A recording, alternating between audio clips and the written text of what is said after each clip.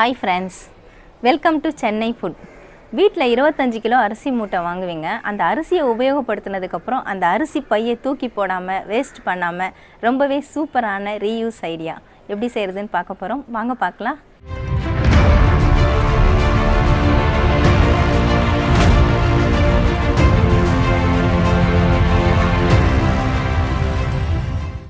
Rice பேக்கை வச்சு ரொம்பவே யூஸ்ஃபுல்லான ஒரு ஆர்கனைசர் தாங்க நம்ம ரெடி பண்ண போகிறோம். இது 25 கிலோ அரிசி வாங்கக்கூடிய பை தான் இது.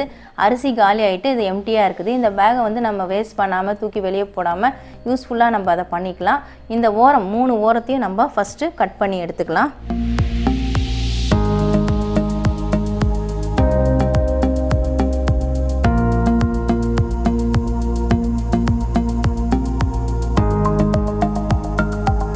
பாருங்கள், நான் இந்த 3 ஓரத்தையுமே கட் பண்ணி எடுத்துட்டேன். இது எதுக்காக கட் பண்ணி எடுத்தோன்னா இதில் தையல் இருக்குது. இது ரைஸ் பேக்னால் அவங்க ஏற்கனவே தையல் போட்டு வச்சுருக்காங்க. இது நமக்கு தேவையில்லை. நம்ம இதை பார்ட்டாக பிரிக்க போகிறோம். அதுக்காக தான் நான் 3 ஓரத்தையும் கட் பண்ணி எடுத்துட்டேன். இது நமக்கு இப்போ யூஸ் இல்லை. இதை எடுத்து வச்சிடலாம். இதை ஓப்பன் பண்ணால் பாருங்கள், ஒரு சைடு வந்து நமக்கு மடிப்பு இருக்குது. ஓப்பன் பண்ணால் இந்த அளவுக்கு இருக்குது. இதை நம்ம 2ஆக கட் பண்ணிக்கலாம். கரெக்டாக சரியான அளவில் ஃபோல்டு பண்ணிவிட்டு 2ஆக கட் பண்ணிக்கலாம். இந்த மடிப்பும் நமக்கு வேண்டாம். ரைஸ் பேக்கில் மடிப்பு பகுதியை கட் பண்ணி எடுத்துட்டேங்க. இப்போ நமக்கு இந்த மாதிரி 2 பீஸ் கிடச்சிருக்கு. இந்த 2 பீஸுமே ஒரே சைஸாக நம்ம கட் பண்ணி எடுத்துக்கிறதுக்காக நான் கொஞ்சமாக கட் பண்ணி எடுத்திருக்கேன். பாருங்கள், இந்த ஓரத்துலேயும் இந்த ஓரத்துலேயும் நான் கட் பண்ணி எடுத்துட்டேன். எதுக்காக இதை கட் பண்ணணுன்னு பார்த்தீங்கன்னா, ஹேங்கரில் கரெக்டாக அது லெவல் கரெக்டாக இருக்கணும். அதுக்காக தான். ஹேங்கர் அகலத்துக்கு நமக்கு ரைஸ் பேக் இருந்தால் தான் நமக்கு ரெடி பண்ணுறதுக்கு கரெக்டாக இருக்கும், அழகாக வரும். இப்போ இந்த பீசஸை நம்ம 3 பீஸாக கட் பண்ணிக்கலாம். இந்த ஒரு பீஸ் அப்படியே இருக்கட்டும். இந்த பீஸை நம்ம 3 பார்ட்டாக கட் பண்ணி எடுக்க போகிறோம். இந்த மாதிரி நல்லா ஈவனாக ஃபோல்டு பண்ணிக்கோங்க. இதுக்காக அளவுலாம் எதுவுமே எடுக்க வேண்டாம். நம்ம கையிலேயே நம்ம பண்ணிடலாம். 3 பார்ட், இந்த பார்ட் ஒன்று வருது, இந்த சைடு ஒன்று வருது, மடிப்பில் ஒரு பீஸ் வருது, 3 பீஸ் வருது. இப்போ இதை கட் பண்ணிக்கலாம். ரைஸ் பேக்குடைய பாதி பேக் எடுத்து நான் 3 பார்ட்டாக கட் பண்ணியிருக்கேங்க. பாருங்கள், 3 பீஸு ஈவனாக கட் பண்ணியிருக்கிறேன்.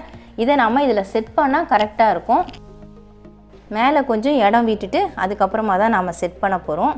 இந்த மாதிரி நீங்கள் செட் பண்ணி பார்த்துக்கோங்க கரெக்டாக இருக்குதான்ட்டு. அடுத்த பார்ட்டு மிடில் வரும், அதுக்கு அடுத்த பார்ட்டு கீழே வரும். இப்போ இந்த பீஸுக்கெல்லாம் வந்து நம்ம அப்படியே கூட வச்சு தைக்கலாங்க. அப்படியே வச்சு தைச்சா இந்த நேம்லாம் நமக்கு வந்து வெளியில் தெரியுது. இதை கவர் பண்ணுறதுக்காக நான் பழைய நைட்டி கிளாத்து தான் நான் யூஸ் பண்ண போகிறேன். உங்கள்கிட்ட பழைய நைட்டி கிளாத்து இல்லை பழைய ப்ளவுஸ் பிட்டு இந்த மாதிரி இருந்தால் நீங்கள் யூஸ் பண்ணிக்கலாம். இந்த கிளாத்து தான் நான் கட் பண்ணி எடுக்க போகிறேன். இந்த பீஸில் ஒரு பீஸ் கட் பண்ணி எடுக்கணும். இந்த பீஸில் மொத்தம் 3 பீஸ் நம்ம கட் பண்ணி எடுக்கணும். இந்த நைட்டி கிளாத்தில் நம்ம கட் பண்ணி எடுத்துக்கலாம்.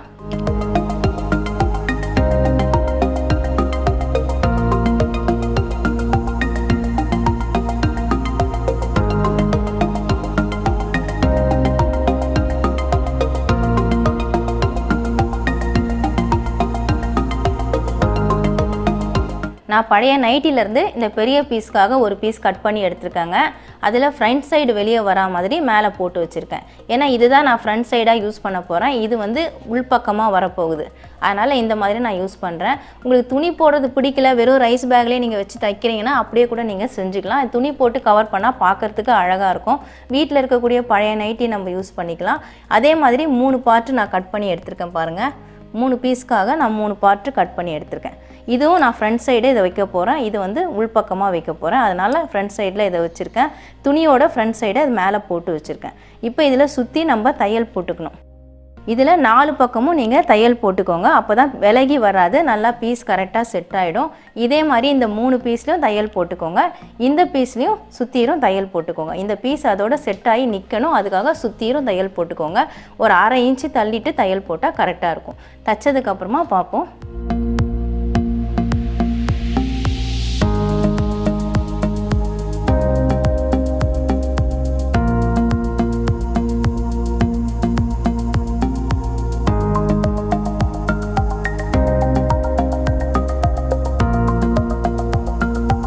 இந்த பெரிய பீஸில் நான் 2 ஓரம் மட்டும் தையல் போட்டிருக்கேங்க. பாருங்கள், உங்களுக்கு தையல் தெரியும்னு நினைக்கிறேன். இல்லைனா இந்த சைடு உங்களுக்கு தெரியும்.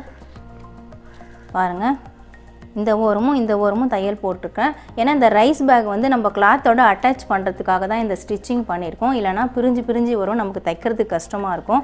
அதே மாதிரி இந்த 3 பீஸ்லேயுமே நான் தையல் போட்டிருக்கேன். 3 பீஸில் பார்த்தீங்கன்னா நான் 4 ஓரமுமே தையல் போட்டிருக்கேன். அப்போ தான் நமக்கு ஸ்டிச் பண்ண ஈஸியாக இருக்கும், மேற்கொண்டு நம்ம தைக்கிறதுக்கெலாம் ரொம்பவே ஈஸியாக இருக்கும். அதனால் 4 ஓரமும் நான் தையல் போட்டிருக்கேன். பாருங்கள், 4 ஓரமும் நான் தையல் போட்டுட்டேன். இப்போ இந்த 3 பீஸில் வந்து நம்ம டாப்பில் மட்டும் ஃபினிஷிங் பண்ணிக்கலாம். அது ஃபினிஷிங் பண்ணுறதுக்காக நான் இந்த மாதிரி லைட் ஆரஞ்சு கலரில் துணி எடுத்திருக்கேன். இது ஒரு சாரியில் இருந்த வித் ப்ளவுஸ் தான். அது நான் தைக்காமல் இருக்கேன், அது வேஸ்ட்டாக இருக்கிறதுனால அதை நான் யூஸ் பண்ணிக்கிறேன். இதை தான் நம்ம வச்சு தைக்க போகிறோம். இதை இப்படி கீழே வச்சுட்டு தைச்சிக்கலாம். இந்த மாதிரி வச்சுட்டு இப்படி தையல் போட்டுக்கலாம். தைச்சதுக்கப்புறமா நம்ம இதை இப்படி ஃபோல்டு பண்ணி தைக்கிறதுக்கு நல்லாயிருக்கும். இந்த மாதிரி தைச்சா இந்த கலருக்கு இந்த கலர் நல்லா பார்க்குறதுக்கு அழகாக இருக்கும். இதே மாதிரி நான் 3 பீஸ்க்கும் நான் கட் பண்ணி எடுத்திருக்கேன். பாருங்கள், இதே மாதிரி நான் 3 பீஸ்லேயும் செட் பண்ணிட்டேன். நான் தையல் போட்டதுக்கப்புறம் காட்டுறேன்.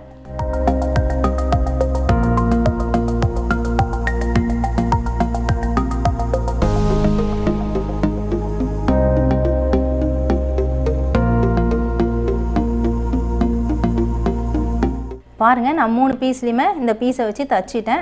பேக் சைடு வச்சு தைச்சிட்டு ஃப்ரண்ட் சைடில் இந்த மாதிரி ஃபோல்டு பண்ணி தைச்சிருக்கேன். உங்களுக்கு தையல் தெரியும்னு நினைக்கிறேன். நான் அதே கலர் நூல் போட்டிருக்கேன்.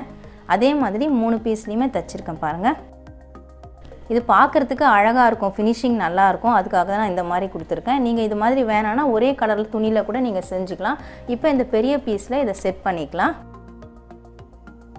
டாப்பில் மட்டும் கொஞ்சம் இடம் விட்டுடலாம். விட்டுட்டு அதுக்கப்புறமா செட் பண்ணிக்கோங்க. இந்த தையல் மறையிற மாதிரி இந்த இடத்துல இங்கே வரணும். ஃபஸ்ட்டு இந்த தையல் ஒன்றுன்னா நம்ம தைச்சிக்கலாம். இந்த பீஸை முதல்ல அங்கே அட்டாச் பண்ணிக்கோங்க. இந்த மாதிரி மடிச்சுட்டு இந்த இடத்துல நீங்கள் அப்படியே ஸ்ட்ரைட்டாக தையல் போட்டுக்கலாம். இந்த பீஸ் தைச்சதுக்கப்புறமா இந்த பீஸை வச்சு தைக்கணும். இதே மாதிரி வச்சுக்கோங்க. வச்சுட்டு இங்கேயும் இதே மாதிரி கொஞ்சம் ஃபோல்டிங் பண்ணிவிட்டு இப்படி வச்சு தைக்கணும். அடுத்த பீஸையும் அதே மாதிரி தைச்சிக்கணும். இந்த முனையை மட்டும் மடித்து விட்டுடுங்க. இதை மடித்து விட்டு தைச்சா நமக்கு ஃபினிஷிங் நல்லாயிருக்கும், பார்க்குறதுக்கு அழகாக இருக்கும். அதுக்காக தான் இப்படி மடித்து விட்டுடுங்க. இல்லைனா இது லாஸ்ட்டு பீஸாக வர்றதுனால இதை நம்ம அப்படியே கூட வச்சுக்கலாம். ஏன்னா இந்த ஓரம் நம்ம ஃபினிஷிங் பண்ண போகிறோம். அதனால் இதை நீங்கள் அப்படியே கூட வச்சுக்கலாம். ஃபினிஷிங் பண்ணலைன்னா நீங்கள் இதை மடித்து விட்டு வச்சுக்கலாம். இதே மாதிரி 3 பீஸையும் நான் தைச்சிட்டு வந்துடுறேன்.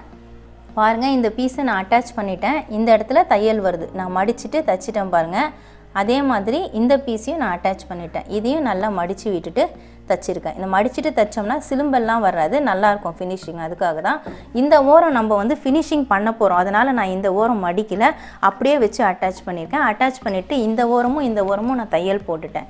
இப்போயே நமக்கு நல்லா பாருங்கள் கவர் ஆகிடுச்சி. சுற்றிரும் இங்கேயும் கவர் ஆகிடுச்சி. அதே மாதிரி இந்த சைடும் நான் ஃபினிஷ் பண்ணிட்டேன். இந்த ஓரத்தையும் மடித்து தைச்சிட்டேன். டாப் போர்ஷனையும் நான் மடித்து தைச்சிட்டேன். பாருங்கள், இதே மாதிரி ஃபினிஷ் பண்ணி எடுத்துக்கணும். எடுத்ததுக்கப்புறமா இப்போ இந்த ஓரம்லாம் நம்ம ஃபினிஷ் பண்ண போகிறோம். இதுக்கு எப்படி நம்ம ஃபினிஷ் பண்ணமோ அதே மாதிரி இந்த பீஸ்லேயும் நம்ம ஓரத்தெல்லாம் ஃபினிஷ் பண்ண போகிறோம். அதுக்காக நான் பீஸ் கட் பண்ணி எடுத்திருக்கேன். அதே கலர் தான். இந்த மாதிரி சின்ன சின்னதாக நமக்கு வேஸ்ட்டாக இருக்கக்கூடிய பீஸை கூட நம்ம யூஸ் பண்ணிக்கலாம். இந்த சைடில் இப்படி நேராக வச்சுட்டு ஃபுல்லாக இந்த மாதிரி தைச்சிக்கணும். இதே மாதிரி சுற்றிலும் தையல் போட்டுடணும். தையல் போட்டதுக்கப்புறமா இதை நம்ம திருப்பி இந்த பக்கமாக தான் வச்சு தைக்க போகிறோம். பாருங்கள், இந்த பக்கமாக இதை வச்சு நம்ம ஃபினிஷிங் கொடுக்கணும். இந்த மாதிரி மடித்து வச்சு இந்த பக்கமாக நம்ம தைக்க போகிறோம். தைச்சதுக்கப்புறம் பார்த்திங்கன்னா இந்த மாதிரி இருக்கும் ஃபினிஷிங். இதே மாதிரி நம்ம ஃபுல்லாக தைச்சி எடுத்துக்கலாம்.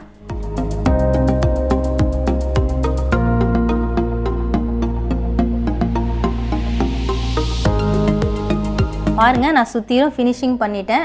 ஓரம் எல்லாமே தைச்சாச்சு. இந்த சைடு துணி வச்சு தைச்சிட்டு இந்த சைடு ஃபோல்டு பண்ணி தைச்சிட்டேன். பார்க்குறதுக்கு எவ்வளோ அழகாக இருக்குது பாருங்கள். நல்ல ஃபினிஷிங் ஆகிடுச்சு.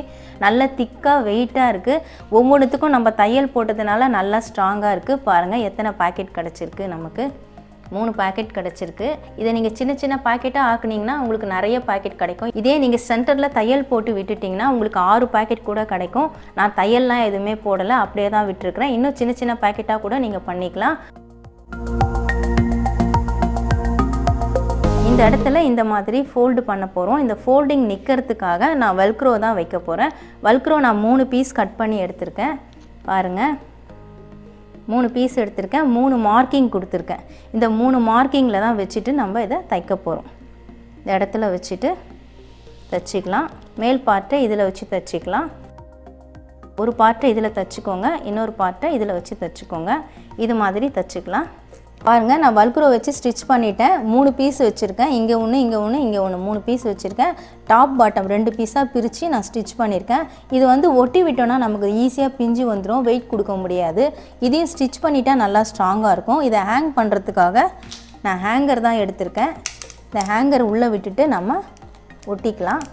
நான் வீட்டில் இருக்கக்கூடிய ஹேங்கர் தாங்க எடுத்திருக்கேன். ஹேங்கர் கொஞ்சம் சின்னதாக தான் இருக்குது. உங்கள்கிட்ட பெரிய ஹேங்கர் இருந்தால் நீங்கள் அதை எடுத்துக்கோங்க. இந்த மாதிரி எடுத்துகிட்டு இதில் ஒட்டி விட்டுருங்க. இப்போ நான் திருப்பிட்டேன் ஹேங்கர் போட்டுட்டு. டாப்பில் மட்டும் லைட்டாக கொஞ்சம் சுருக்கம் வருது, அதை இந்த மாதிரி இழுத்து விட்டுட்டா சரியாயிடும். இந்த ஹேங்கரை ஃபிக்ஸ் பண்ணுறதுக்கு நான் தையல் போடாமல் வல்க்ரோ வச்சு தாங்க பண்ணியிருக்கேன். எதுக்காக வல்க்ரோ வச்சுருக்கோன்னா, நம்ம இந்த பீஸை வாஷ் பண்ணும்பொழுது இந்த ஹேங்கரை கழட்டி எடுத்துகிட்டு நல்லா வாஷ் பண்ணி காய வச்சு அதுக்கப்புறமா யூஸ் பண்ணலாம். ஏன்னா இது ஸ்டிச்சிங்லாம் நல்லா ஸ்ட்ராங்காக இருக்குது. பாருங்கள், ஃபுல்லாக நம்ம ஸ்டிச்சிங் தான் பண்ணியிருக்கோம், எதுவுமே ஒட்டி விடலை. நல்லா ஈஸியாக நம்ம இதை ரெடி பண்ணலாங்க. வீட்டில் இருக்கக்கூடிய ரைஸ் பேகு, வேஸ்ட்டான நைட்டி, இந்த மாதிரி பழைய ஹேங்கர் இதெல்லாம் யூஸ் பண்ணி தான் நான் ரெடி பண்ணியிருக்கேன். இதுக்காக நான் ₹1 கூட செலவு பண்ணலைங்க.